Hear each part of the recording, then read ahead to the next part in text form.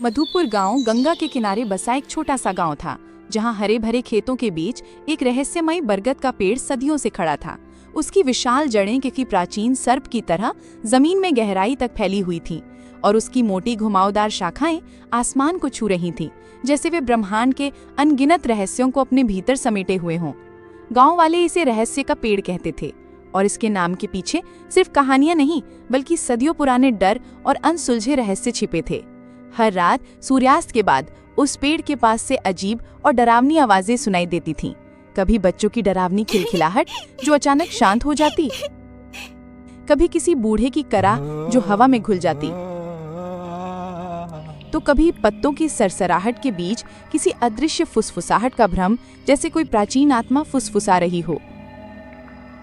कुछ का मानना था कि पेड़ के नीचे प्राचीन काल का एक अतुलनीय खजाना छिपा है, जिसे सिर्फ भाग्यशाली और पवित्र हृदय वाले ही पा सकते हैं, जबकि कुछ का मानना था कि वहां बुरी आत्माएं और भटकती प्रेतात्माएं वास करती हैं, जो किसी भी राहगीर को अपने मायावी जाल में फंसाकर हमेशा के लिए कैद कर सकती हैं।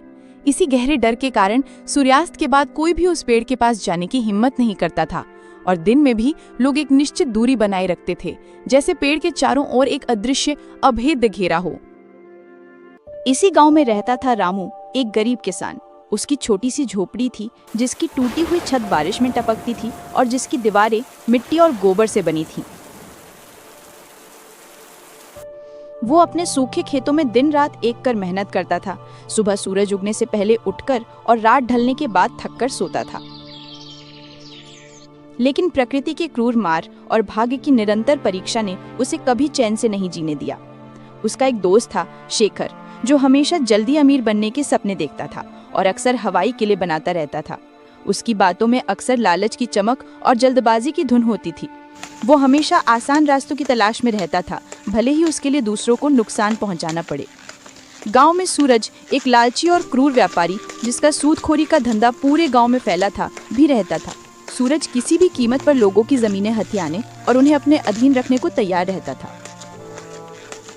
और फिर थी कलावती, एक बुजुर्ग रहस्यमयी महिला जो गांव के बाहर एक टूटे फूटे घर में रहती थी।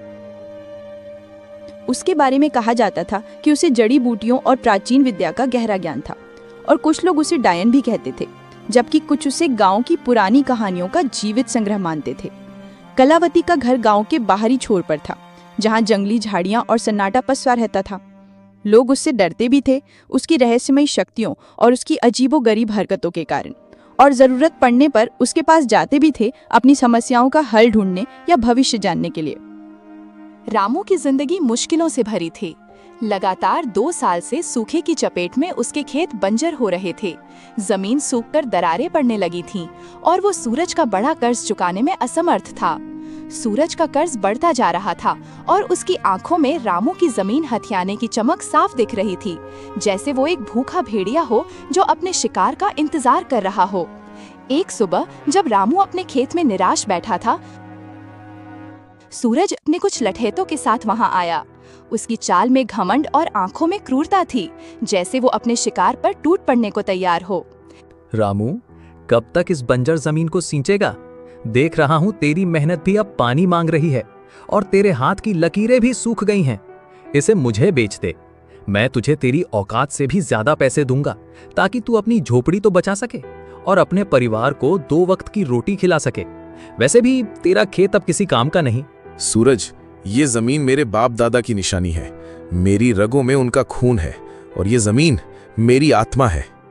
ये सिर्फ मिट्टी नहीं, मेरा वजूद है। मैं इसे नहीं बेचूंगा, चाहे कितनी भी मुसीबत आए।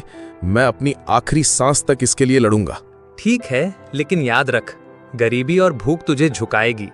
जब भूख नाचती है तो जमीर भी बिक जाता है और इंसान अपने सिद्धांतों को भी भूल जाता है। वह अपने लठैतों के साथ चला गया, लेकिन उसकी आंखों में एक अजीब सी खतरनाक चमक थी, जैसे उसने कोई बहुत बड़ी गुप्त योजना बना ली हो। रामू जानता था कि सूरज सिर्फ धमकी नहीं दे रहा था, बल्कि वह अपनी बात पर अटल था और कुछ बड़ा करने की फिराक में था। उसी शाम रामू अपने दोस्त शेखर से मिलने गया। शेखर हमेशा जल्दी अमीर बनने की नई नई योजनाएं बनाता रहता था, चाहे वो गांव में चोरी छिपे जुए का अड्डा हो या जंगल से दुर्लभ जड़ी बूटियां निकालने की बात। उसकी हर बात में एक छिपी हुई स्वार्थ की गंध होती थी और वो हमेशा दूसरों का फायदा उठाने के मौके तलाशता रहता था। रामू, सुना है ना, रहस्य के पेड़ के नीचे एक पुराना खजाना छिपा है। गांव वाले सदियों से यही कहते आए हैं और मुझे लगता है कि इस बार ये सच है। मुझे एक पुराना नक्शा मिला है जिस पर कुछ अजीब प्रतीक बने हैं। अगर हम उसे ढूंढ लें तो सारी गरीबी खत्म, हम राजाओं की तरह रहेंगे। तू अपने खेत को सोने से पाट सकेगा और मैं एक बड़ा महल बनाऊंगा जिसे देखकर दुनिया हैरान रह जाएगी। शेखर, ये सब गांव वालों की बनाई कहानियां हैं, सिर्फ डरने के लिए। कौन सा खजाना? और उस पेड़ के पास तो भूत प्रेत का डर है। तूने खुद कितनी कहानियां सुनी हैं? उस पेड़ के बारे में हर कहानी खून और शाप की बात करती है। डरने की क्या बात, अंधविश्वास है सब। डरपोक लोग ही कहानियां गढ़ती हैं। हम दोनों मिलकर जांच करेंगे, पूरी रात वहीं रुकेंगे। अगर खजाना मिला तो आधा आधा बांट लेंगे, दोस्ती में कोई कमी नहीं। शेखर की बातों में रामू को हमेशा से थोड़ी चालाकी दिखती थी, लेकिन इस बार उसकी उत्सुकता कुछ ज्यादा ही थी। उसकी आवाज में एक अजीब सी जल्दबाजी थी, जैसे वो कोई मौका हाथ से जाने नहीं देना चाहता था। रामू ने शेखर की बात को मजाक में डाल दिया, लेकिन उसके मन में एक सवाल कौंध गया। क्या वाकई उस पेड़ में कोई रहस्य था और शेखर की इतनी उत्सुकता के पीछे सिर्फ दोस्ती थी या कुछ और? क्या उसने सूरज की योजना के बारे में कुछ सुन लिया था या उसके पास वाकई कोई नक्शा था? शेखर के पास कौन सा नक्शा था? क्या वो वाकई रामू का दोस्त था या उसकी अपनी कोई छिपी मंशा थी जिसे वो दोस्ती की आड़ में पूरा करना चाहता था? सूरज की चाल क्या थी? क्या वो सिर्फ जमीन चाहता था या खजाने के बारे में भी उसे कुछ पता था? क्या शेखर ने सूरज की बात सुन ली थी और वो पहले खजाना पाना चाहता था? अगले दिन गांव में एक अजीब सी अफवाह फैली। कहा गया कि कलावती, वो बुजुर्ग रहस्यमयी महिला जिसने कई दशकों से गांव से दूरी बना रखी थी, ने रहस्य के पेड़ के बारे में कुछ देखा था। एक सपना, एक दर्शन या शायद कोई प्राचीन भविष्यवाणी जो सदियों से छिपी थी। रामू और शेखर दोनों ही उत्सुकता से भरे उसके घर गए। कलावती का घर गांव के एक कोने में था, जहां सन्नाटा पसरा रहता था और चारों ओर सूखी जड़ी बूटियों की तेज अजीब सी गंध फैली हुई थी। उसके घर की दीवारों पर अजीबोगरीब नक्शे खुदे थे, जिनमें पुराने प्रतीकों और तारों की चाल का जिक्र था, और कोने में ताड़ के पत्ते पर लिखी जीर्ण शीर्ण पोथियां और प्राचीन किताबें बिखरी पड़ी थीं। हर चीज रहस्यमयी और पुरानी लग रही थी, जैसे वो किसी और समय से जुड़ी हो। रामू, शेखर, मैंने सपने में देखा है। उस बरगद के नीचे एक प्राचीन खजाना है जो केवल सच्चे दिल वाला पा सकता है। लेकिन सावधान, उस पेड़ की रक्षा एक बहुत पुरानी शक्तिशाली अदृश्य शक्ति करती है। वो शक्ति हर उस व्यक्ति पर कहर ढाती है जिसकी नीयत में खोट हो, जो लालच से भरा हो। उसके लिए पेड़ एक भयानक जाल बन जाता है जहां से कोई वापस नहीं लौटता। कलावती माँ, हमें वो खजाना चाहिए। बताओ क्या करना होगा। हम कुछ भी करेंगे, मैं अपनी जान भी दांव पर लगाने को तैयार हूँ। मुझे वो नक्शा मिला है, क्या वो सच है? कलावती ने एक पुरानी जीर्ण शीर्ण किताब निकाली जिसके पन्ने पीले पड़ चुके थे और उन पर अजीब सी भाषा में कुछ लिखा था जिसे कोई नहीं पढ़ सकता था। इस किताब में लिखा है कि खजाने को पाने के लिए 3 चीजें चाहिए: साहस, विश्वास और बलिदान। लेकिन रास्ता धोखे और मायाजाल से भरा है। हर कदम पर परीक्षा होगी, हर मोड़ पर जाल बिछे होंगे जो तुम्हारी आत्मा को परखेंगे। उसने एक पन्ना दिखाया जिस पर एक जटिल प्रतीक बना हुआ था, जो शेखर के नक्शे पर बने प्रतीक जैसा ही था। ये प्रतीक हमें सही रास्ता दिखाएगा, लेकिन इसे समझना आसान नहीं। ये सिर्फ उन्हीं के लिए है जो इसे समझने के योग्य हैं। जो इस प्रतीक को समझेगा वही पहला कदम उठा पाएगा। उसने फिर वो पन्ना छिपा लिया। रामू को कलावती की बातों पर पूरी तरह यकीन नहीं हुआ। उसे लगा कि कलावती कोई खेल खेल रही है या उसे भ्रमित कर रही है। उसने पूछा, कलावती माँ, तुम्हें ये सब कैसे पता? क्या तुम हमें बेवकूफ बना रही हो या तुम हमें अपने किसी जाल में फंसाना चाहती हो? ये सिर्फ कहानियां हैं या कुछ और? रामू, सच्चाई को जानने के लिए साहस चाहिए और मुझ पर विश्वास करने के लिए भी। अगर तुम तैयार हो और तुम्हारी नीयत साफ है तो आज रात हम पेड़ के पास जाएंगे। वहाँ तुम्हें पहला संकेत मिलेगा, एक ऐसा संकेत जो तुम्हें बताएगा कि तुम सही रास्ते पर हो या नहीं, और तुम्हारे सामने पहली पहेली आएगी। कलावती ने फिर से उस पन्ने पर हाथ रखा जिस पर प्रतीक बना था, और एक पल के लिए उसकी आंखों में एक अजीब सी चमक आई, जैसे वो कोई गहरा रहस्य छिपा रही हो या वो खुद उस रहस्य का हिस्सा हो। रामू को लगा कि उसने कुछ और भी छिपाया है, कुछ ऐसा जो इस कहानी को पूरी तरह बदल सकता है। क्या कलावती शेखर के नक्शे के बारे में जानती थी? कलावती की बातों में कितनी सच्चाई थी? क्या वो वाकई खजाना ढूंढने में मदद करना चाहती थी या उसका कोई और मकसद था? क्या वो कोई रहस्य छिपा रही थी, और अगर हाँ तो क्यों? क्या वो इस खजाने के बारे में पहले से जानती थी या वो इस पेड़ से जुड़ी किसी प्राचीन परंपरा का हिस्सा थी? शेखर का नक्शा कितना सही था? रामू, शेखर और कलावती ने रात को पेड़ के पास जाने की योजना बनाई। सूरज को इसकी भनक लग गई क्योंकि उसके जासूस पूरे गांव में फैले हुए थे जो उसे हर छोटी बड़ी खबर देते थे। वह चुपके से उनके पीछे चल दिया। उसकी नीयत खजाने पर थी और वह किसी भी कीमत पर उसे हासिल करना चाहता था, भले ही उसे किसी की जान लेनी पड़े। रात के अंधेरे में बरगद का पेड़ पहले से कहीं ज्यादा डरावना लग रहा था। उसकी विशाल जड़ें सांपों की तरह जमीन पर फैली हुई थीं, जो अंधेरे में और भी भयानक दिख रही थीं, और उसकी मोटी शाखाएं आसमान को छू रही थीं, जैसे वे डरावने हाथ हों जो उन्हें अपनी ओर खींच रहे हों या उन्हें फाड़ने को तैयार हों। हवा में साई साई की एक अजीब सी आवाज़ थी, जैसे पेड़ खुद कोई रहस्य फुसफुसा रहा हो या किसी अदृश्य आत्मा की कराह हो, और पेड़ की शाखाएं मानो जीवित होकर हिल रही थीं, जैसे वे उन्हें अंदर आने से रोकना चाहती हों या उन्हें चेतावनी दे रही हों। रामू का दिल जोर जोर से धड़क रहा था। उसे अपनी माँ की सुनाई डरावनी कहानियां याद आ रही थीं, जिनमें पेड़ आत्माओं का घर था और उसकी जड़ें नरक का रास्ता। शेखर, ये जगह ठीक नहीं लग रही। मुझे कुछ अजीब सा महसूस हो रहा है। हमें वापस चलना चाहिए। ये सब मजाक नहीं है। यहाँ कुछ अदृश्य शक्ति है जो हमें अंदर नहीं जाने देगी। अरे अब पीछे नहीं हटना, खजाना हमारे सामने है। सोचा था कि तू बहादुर है रामू। क्या तू इन कहानियों से डर गया? ये सिर्फ हवा की आवाजें हैं। चुप रहो दोनों, हमें किताब के निर्देशों का पालन करना होगा। डरोगे तो खजाना कभी नहीं मिलेगा। ध्यान से देखो, पेड़ तुम्हें बुला रहा है। ये तुम्हें रास्ता दिखाएगा, लेकिन तुम्हें अपनी आत्मा को शुद्ध रखना होगा।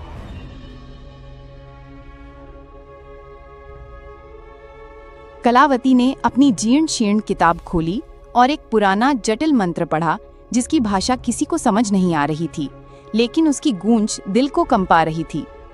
मंत्र खत्म होते ही अचानक पेड़ की जड़ों के पास जमीन हिलने लगी, जैसे नीचे कुछ हलचल हो रही हो, और मिट्टी ऊपर उठने लगी एक अजीब सी रोशनी के साथ। एक पुराना जंग लगा ताला दिखाई दिया जो जमीन में धंसा हुआ था और अजीब प्रतीकों से सजा था, जो अंधेरे में चमक रहे थे जैसे वे जीवित हों।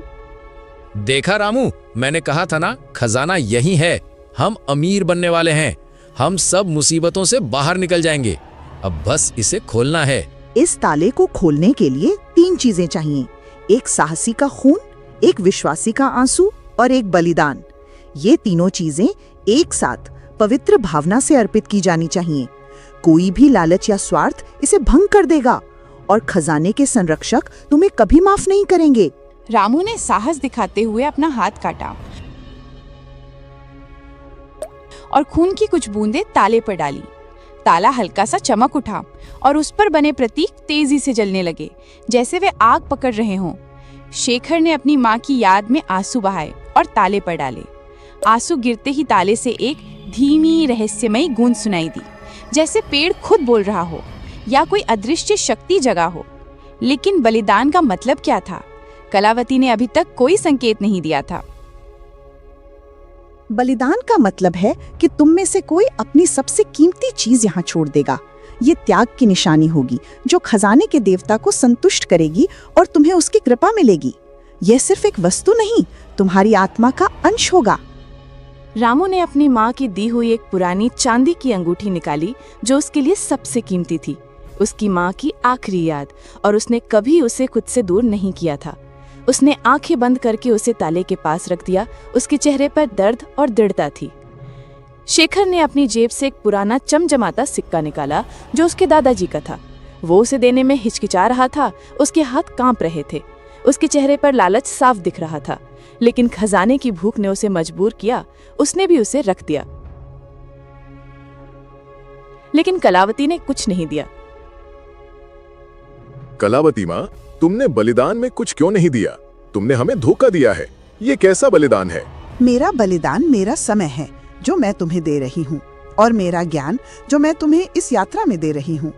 तुम दोनों ने जो दिया वो तुम्हारे लिए कीमती था, मेरे लिए नहीं। मेरा बलिदान अलग है और तुम इसे अभी नहीं समझोगे। मेरा जीवन ही मेरा बलिदान है। रामू को शक हुआ, लेकिन तभी ताला एक तेज गड़गड़ाहट जैसी आवाज के साथ खुल गया, जैसे सदियों का रहस्य खुल रहा हो, और जमीन भी कांपने लगी। जमीन में एक गहरा अंधेरा गड्ढा दिखाई दिया, जिसमें एक चमकता हुआ पुराना संदूक रखा था। उसकी चमक इतनी तेज थी कि आंखें चौंधिया गईं, और उसमें से एक अजीब सी मीठी सुगंध आ रही थी जो मन को भ्रमित कर सकती थी। कलावती ने बलिदान नहीं दिया, लेकिन ताला खुल गया। क्या उसने मंत्र में कुछ छिपाया था, या उसके ज्ञान का दावा सिर्फ एक बहाना था? क्या वो इन दोनों को सिर्फ मोहरा बना रही थी, या वो इस खजाने से जुड़ी किसी और गुप्त योजना का हिस्सा थी? क्या उसके जीवन का बलिदान ही वो थी, या कोई और गहरा राज था? संदूक में क्या था? क्या ये वाकई खजाना था, या कोई और रहस्य, कोई जाल? क्या सूरज आ रहा था? क्या पेड़ ने कलावती को ये शक्ति दी थी कि वो बलिदान के बिना भी ताला खोल सके? तभी सूरज अचानक झाड़ियों से निकला। उसकी आंखों में लालच और जीत की चमक थी, जैसे उसने अपनी चाल में जीत हासिल कर ली हो। उसके पीछे उसके लठैत भी थे, जो हथियारों से लैस थे। ये खजाना मेरा है, तुम सब बेवकूफ बन गए। मैंने तुम सब पर नजर रखी हुई थी। अब तुम सब यहाँ से निकलो, या तुम सब का अंजाम बहुत बुरा होगा। उसने शेखर को एक जोरदार धक्का दिया, जो संभल नहीं पाया और नीचे गिर पड़ा। उसका सिर जमीन से टकराया और वो दर्द से कराहने लगा। सूरज संदूक की ओर दौड़ा। उसकी सांसें तेज हो रही थीं और उसकी आंखों में सिर्फ धन की चमक थी। वो कुछ भी देखने को तैयार नहीं था, लेकिन जैसे ही उसने संदूक को छुआ, एक तेज नीली रोशनी निकली, जैसे बिजली कड़क रही हो, और सूरज एक भयानक चीख के साथ बेहोश होकर गिर पड़ा। उसका शरीर तेजी से कांपने लगा। उसके लठैत भी डर कर भाग गए। अपनी जान बचाने के लिए उन्होंने अपने हथियार भी वहीं छोड़ दिए। ये क्या हुआ? ये संदूक तो शापित है। ये तो भूत प्रेतों का काम है। हमें यहाँ से भागना चाहिए, नहीं तो हम भी यहीं फंस जाएंगे। मैंने कहा था ना, खजाना केवल सच्चे दिल वाला पा सकता है। सूरज का लालच उसे ले डूबा। ये सिर्फ एक चेतावनी थी जो सच्चे खजाने की ओर इशारा कर रही थी। ये संदूक केवल अयोग्य लोगों को दूर रखता है और उन्हें सबक सिखाता है। रामू ने संदूक को छूने की कोशिश की, लेकिन कलावती ने उसे रोका। रुको रामू, ये संदूक असली खजाना नहीं है। ये सिर्फ एक रक्षक है जो अयोग्य लोगों को दूर रखता है। असली खजाना पेड़ की जड़ों में और भी गहराई में छिपा है।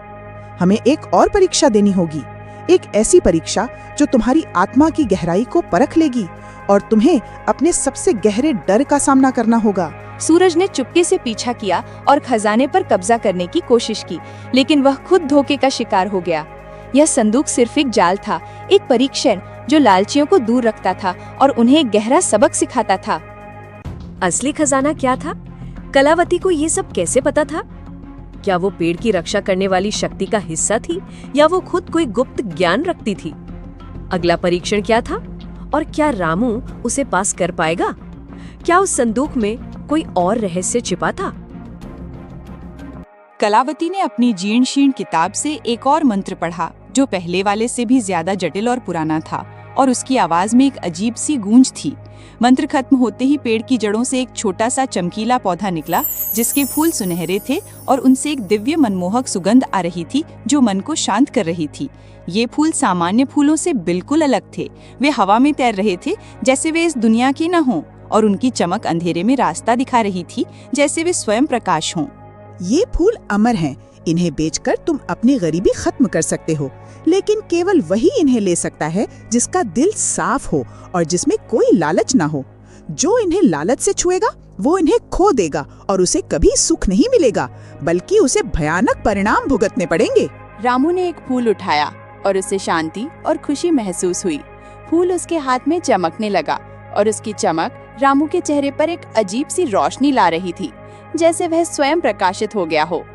शेखर ने भी एक फूल लिया, लेकिन उसका फूल उसके हाथ में आते ही मुरझा गया और फिर धूल में बदल गया। शेखर के चेहरे पर निराशा और क्रोध साफ दिख रहा था और उसकी आंखों में भयानक दर्द था। ये क्या हुआ? मेरा फूल क्यों मुरझा गया? कलावती माँ, तूने मुझसे झूठ कहा है। तू हमें बेवकूफ बना रही है। लालच और धोखा तुम्हें कभी सुख नहीं देगा शेखर। ये फूल केवल उन्हीं के लिए हैं जो निस्वार्थ हैं और जिनकी आत्मा शुद्ध है। तुम्हारी आत्मा में लालच भरा है, इसलिए ये फूल तुम्हें स्वीकार नहीं करते बल्कि तुम्हें अस्वीकार करते हैं। कलावती माँ, तुम्हें ये सब कैसे पता?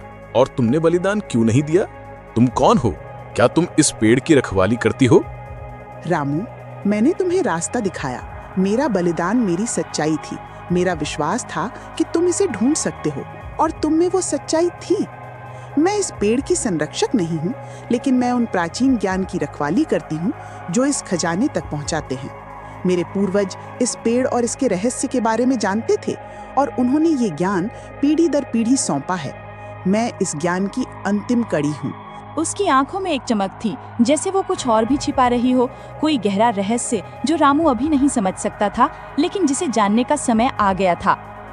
कलावती ने असली खजाने का रहस्य पहले ही जान लिया था, लेकिन उसने रामू और शेखर को सिर्फ आधा सच बताया। क्या वो अपनी पहचान छिपा रही थी? क्या वो इस ज्ञान का उपयोग किसी और उद्देश्य के लिए कर रही थी? या वो इस खजाने से जुड़ी किसी और बड़ी शक्ति का हिस्सा थी?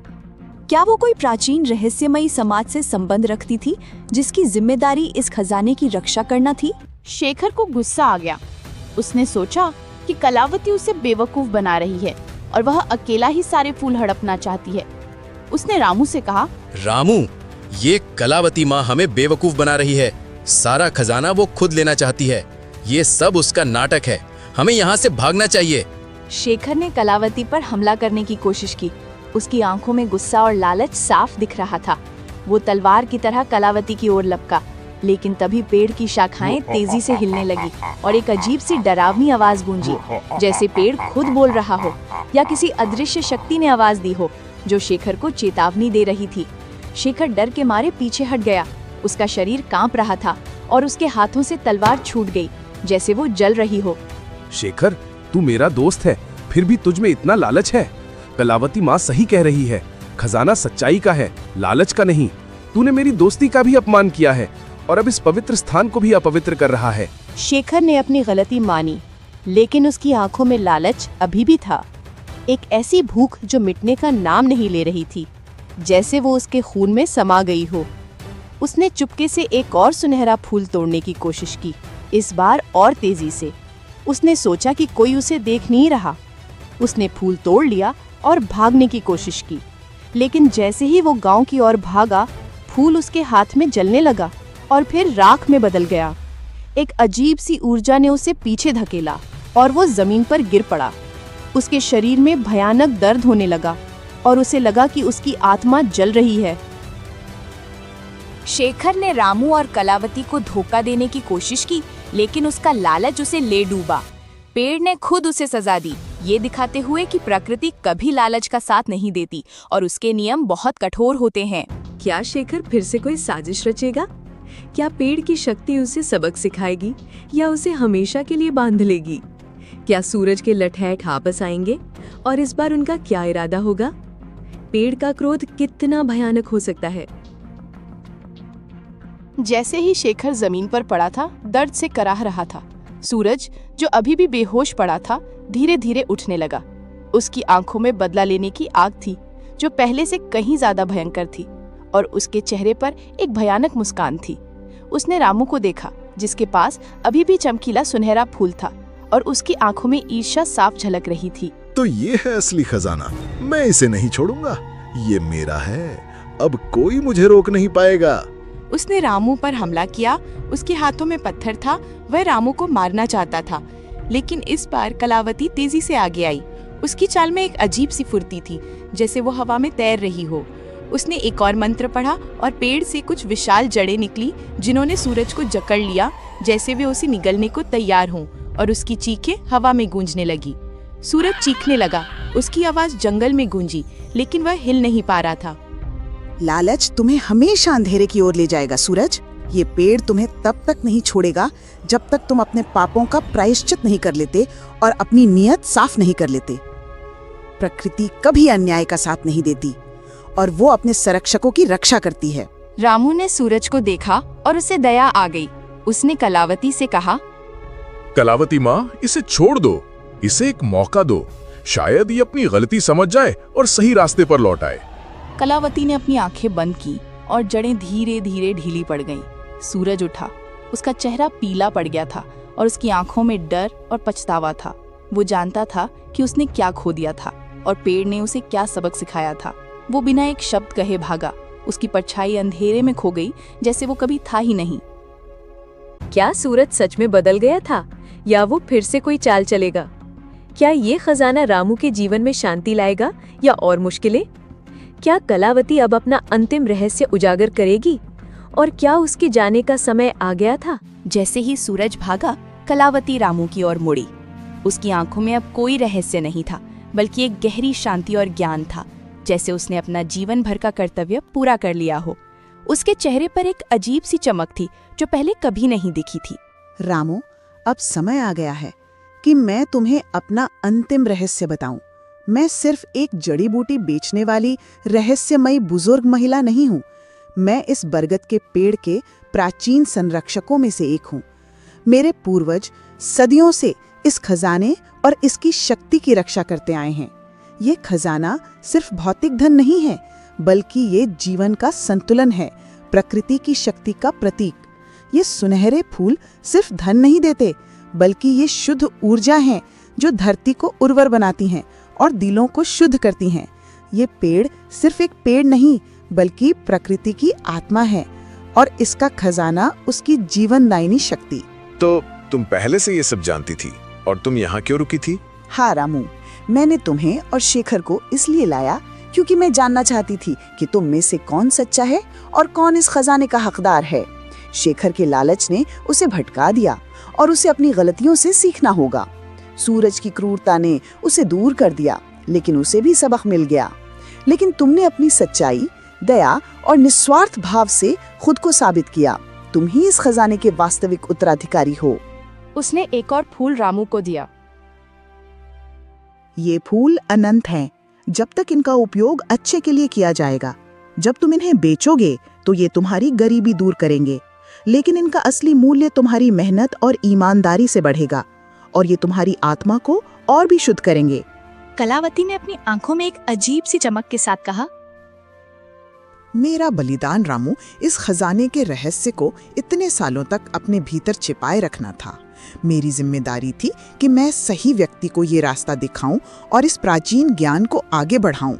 अब मेरी जिम्मेदारी पूरी हुई। इस पेड़ की शक्ति और इसका ज्ञान अब तुम्हारे साथ रहेगा। कलावती का शरीर धीरे धीरे पारदर्शी होने लगा और फिर वो हवा में घुल गई, जैसे वो कभी वहां थी ही नहीं, या जैसे वो किसी और रोग से आई थी और अब अपनी असली घर लौट रही थी। उसकी आवाज रामू के कानों में गूंजती रही। रामू अकेला रह गया। उसके हाथ में सुनहरे फूल थे और उसके मन में एक गहरा रहस्य और एक नई जिम्मेदारी। उसने महसूस किया कि कलावती सिर्फ एक बुजुर्ग महिला नहीं थी, बल्कि वह प्रकृति का ही एक अंश थी, या कोई प्राचीन आत्मा जो इस खजाने की रक्षा कर रही थी।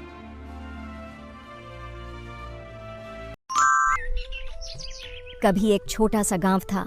चारों ओर हरियाली, मिट्टी की खुशबू और लोगों के चेहरों पर सादगी। वहीं दो इंसान रहते थे, एक गरीब किसान रामू और दूसरा अमीर पर लालची बनिया लाला किशनदास। रामू के पास न बड़ा खेत था, न सोने के बर्तन, पर उसके दिल में सच्चाई और मेहनत का खजाना भरा था। वह दिन रात खेत में काम करता ताकि अपने छोटे बच्चों को 2 वक्त के। सुबह के हल्के उजाले में जब पूरा गांव नींद में होता था, तब एक आदमी अपने कंधे पर हल उठाए खेत की ओर निकल पड़ता था। उसका नाम था रामू, गांव का सबसे मेहनती। हे भगवान, अगर थोड़ी सी किस्मत मेरी होती तो शायद मेरे बच्चे भूखे न सोते। रामू के घर में गरीबी का डेरा था, टूटी छत, फटा बिस्तर और मिट्टी का छोटा सा चूल्हा। फिर भी रामू और उसकी पत्नी हर हाल में खुश रहने की कोशिश करते थे, क्योंकि उन्हें भरोसा था कि मेहनत का फल देर से सही लेकिन मीठा जरूर होता है। लेकिन उसी गांव में एक और आदमी था, लाला किशनदास, बाजार का सबसे अमीर लेकिन सबसे लालची बनिया। उसकी दुकान पर हमेशा भीड़ रहती थी, पर वो हर ग्राहक के साथ थोड़ी चालाकी जरूर करता था। थोड़ा कम दे दूं तो कोई क्या समझेगा? 1-2 दाने कम देने से मेरा क्या बिगड़ेगा, पर रोज का फायदा हो जाएगा। गांव वाले लाला की चालाकी समझते थे, पर कोई उससे उलझता नहीं था, क्योंकि उसके पास था पैसा और रौब। वहीं रामू था, जो गरीबी में भी ईमानदारी नहीं छोड़ता था। उन्हें नहीं पता था, किस्मत अब उन्हें एक दूसरे के सामने लाने वाली थी, जहां लालच और सच्चाई की असली परीक्षा होने वाली थी। एक दिन रामू के खेत में अचानक तेज आंधी आई। उसके पके हुए गेहूं के पौधे जमीन पर गिर गए। कई महीनों की मेहनत एक पल में मिट्टी में मिल गई। हे भगवान, अब मैं अपने बच्चों को क्या खिलाऊंगा? ये तो मेरा सब कुछ था। निराश हो गया। उसके पास बीज खरीदने के लिए पैसे तक नहीं बचे थे। वह गांव भर में मदद मांगने गया, लेकिन किसी ने साथ नहीं दिया। आखिर में उसके कदम लाला किशनदास की दुकान की ओर बढ़े। लाला अपनी दुकान पर बैठा तराजू के पलड़े को मुस्कुराकर देख रहा था, जहां वजन से ज्यादा उसकी चालाकी भारी पड़ती थी। लाला जी, नमस्ते। मुझे थोड़े बीज चाहिए। खेत में बुवाई करनी है। मैं फसल के बाद पैसे लौटा दूंगा। लाला किशनदास हंसते हुए चालाकी भरे लहजे में, अरे वाह रामू, तू तो बड़ा ईमानदार है ना। पर दुनिया ईमानदारी से नहीं चलती रे। फसल के बाद देंगे बोलकर कई लोग भाग जाते हैं। मैं कैसे भरोसा कर लूं? लाला जी, मैंने कभी किसी का हक नहीं मारा। अगर भरोसा नहीं तो मेरे खेत का आधा हिस्सा रख लीजिए। बस बीज दे दीजिए। ठीक है रामू, मैं तुझे बीज दे दूंगा, पर याद रख, अगर तू कर्ज नहीं चुका पाया तो वो खेत मेरा होगा। लाला के लालच की आंखें चमक उठीं। उसे लगा, आधा खेत मुफ्त में मेरे हाथ आ जाएगा। बेचारा रामू मजबूर था। वह आंसू रोकते हुए बीज ले गया, बिना जाने कि उसकी जिंदगी अब एक बड़ी परीक्षा से गुजरने वाली थी। रामू ने खेत में फिर से मेहनत की, पर लाला के लालच का जाल अब उसके चारों ओर बुन चुका था। रामू ने हार नहीं मानी। वो सुबह से शाम तक खेत में पसीना बहाने लगा। उसके माथे का हर पसीने का कतरा कह रहा था, मेहनत करने वाले की हार कभी नहीं। इस बार भगवान साथ देंगे। फसल अच्छी होगी तो लाला का कर्ज भी चुका दूंगा और अपने बच्चों को नए कपड़े भी दिलाऊंगा। दिन बीतते गए। रामू के खेत में फिर से हरियाली लौट आई। फसल पहले से भी सुंदर उगाई थी। देखो रामू, इस बार तो भगवान ने हमारी सुन ली।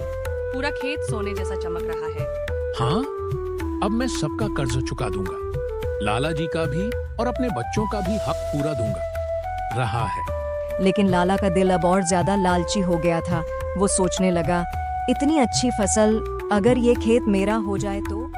अगर रामू से पैसे नहीं लिए तो आधा खेत मेरा होगा, पर अगर उसे डर दिखाऊं तो पूरा खेत मेरे हाथ लग। अगले दिन जब रामू खेत से घर लौट रहा था, लाला उसके दरवाजे पर आ धमका। लाला कड़क आवाज में, रामू, आज कर्ज चुकाने का दिन है। पैसे लाया या खेत का सौदा पक्का कर दूं? लाला जी, अभी फसल की कटाई बाकी है। बस 2 दिन और दे दो, मैं सब चुका दूंगा। लाला गुस्से में, नहीं, वक्त खत्म हो गया। अब खेत मेरा है। याद है ना तेरा वादा? रामू की आंखों में आंसू आ गए। उसकी मेहनत, उसकी उम्मीदें, सब पर लालच की परछाई पड़ गई थी। लाला जी, भगवान सब देख रहे हैं। जो मेहनत करता है उसका हक कभी कोई नहीं छीन सकता। रामू के शब्द हवा में गूंज गए और किस्मत ने तय कर लिया, अब सच्चाई की जीत का वक्त आने वाला था। आसमान में बादल घिर आए थे, बिजली चमक रही थी, मानो भगवान भी अन्याय देखकर क्रोधित हो उठे हों।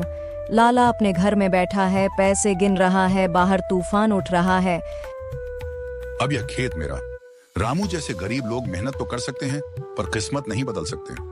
उसी वक्त खेत में तेज हवा चली, बिजली कड़की और लाला का उसने रामू की फसल रखी थी, उसमें आग लग गई। गांव वाले, लाला जी का गोदाम जल रहा है, सब फसल राख हो गई। लाला दौड़ते हुए पहुंचा, देखा उसकी पूरी लालच की कमाई झलकर राख बन चुकी थी। हे भगवान, मैंने क्या किया? मैंने गरीब का हक छीना और आज तूने मेरा सब कुछ ले लिया। हुई। लाला थका हुआ, टूटा हुआ अपने दरवाजे पर बैठा था। तभी रामू वहां आया। लाला जी, मैं जानता हूँ जो हुआ वो भगवान की मर्जी थी, लेकिन अगर आप चाहें तो मैं फिर से आपकी मदद कर सकता हूँ। मेहनत बांट लो, लालच नहीं। रामू ने अपनी सच्चाई और दया से वो जीत हासिल की जो सोने चांदी से भी बड़ी थी। गांव के लोग कहते हैं, जो सच्चा होता है भगवान हमेशा उसका साथ देते हैं। लालच का अंजाम हमेशा विनाश होता है और सच्चाई का रास्ता भले कठिन हो पर मंजिल हमेशा उज्जवल होती है। रात भर की तूफानी बारिश के बाद सुबह का आसमान बिल्कुल साफ था। सूरज की किरणें खेतों पर बिखर रही थीं, मानो भगवान ने फिर से नई शुरुआत का आशीर्वाद दिया हो। रामू तरह अपने खेत की ओर बढ़ा, लेकिन आज कुछ अलग था। उसके दिल में कोई गुस्सा नहीं था, बस एक सुकून था, क्योंकि वो जानता था कि सच्चाई के रास्ते पर चलने वाला कभी नहीं हारता।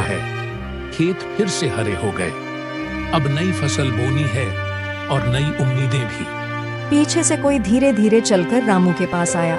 वो था लाला किशनदास, वो ही जो कभी लालच में अंधा हो गया था। लाला धीमी टूटी हुई आवाज में, रामू, मैंने तेरे साथ बहुत बुरा किया। मेरे लालच ने मुझे सब कुछ छीन लिया, तेरे अन्न, तेरी इज्जत, यहाँ तक कि मेरी नींद भी। रामू ने बिना कुछ कहे बस मुस्कुरा दिया, क्योंकि सच्चा इंसान बदले में नफरत नहीं देता बल्कि माफी देता है। रामू, लाला जी, गलती हर इंसान से होती है। अगर दिल से पछतावा हो जाए तो भगवान भी माफ कर देते हैं। आइए फिर से साथ काम करते हैं। वो दिन गांव के इतिहास में एक नया अध्याय बन गया। रामू और लाला ने मिलकर फिर से खेतों में काम शुरू किया। इस बार फसल भी खूब हुई, क्योंकि उसमें ईमानदारी और मेहनत दोनों की खुशबू थी। गांव के लोग कहते हैं, जिस इंसान के दिल में सच्चाई बसती है वो कभी खाली हाथ नहीं लौटता। रामू ने अपनी सच्चाई से वो जीत पाई जो सोने चांदी से भी बड़ी थी। और लाला किशनदास लाला नहीं रहा। अब वो हर गरीब की मदद करता, हर किसान के साथ मेहनत बांटता है। सीख यही है, लालच का अंत हमेशा बर्बादी से होता है, पर सच्चाई और दया का फल कभी व्यर्थ नहीं जाता।